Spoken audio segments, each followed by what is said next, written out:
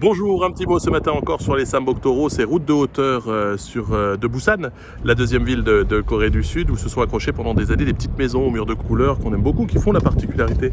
de cette ville du sud de la Corée du Sud, et aujourd'hui menacée par l'avancée des tours. Je me trouve maintenant ici à Mangyangro, une route pour voir le port de Busan en un coup d'œil, disait la publicité en 1954, mais comme vous le voyez,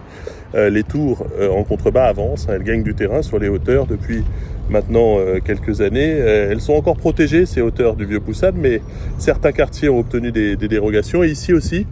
dans ce quartier, certains aimeraient profiter du développement. C'est des zones qui sont restées quand même assez pauvres, pas des favelas, mais à l'écart du développement pendant des années. Et donc des habitants des mairies de quartier ici se mobilisent avec des banderoles, en publiant des articles dans la presse pour essayer d'avoir ces dérogations et pour lever ce qu'on appelle les restrictions d'altitude, comme on dit ici, ce qui, encore une fois, après c'est une question évidemment d'économie, mais ce qui en termes de paysage est complètement différent d'avoir des tours numérotées plutôt que ces petites maisons qu'on aime beaucoup, où certains font pousser des légumes, d'autres mettre leur jarre à kimchi, d'autres ont installé des panneaux solaires. On peut même y mettre une tente transparente pour voir les étoiles dans la nuit des montagnes.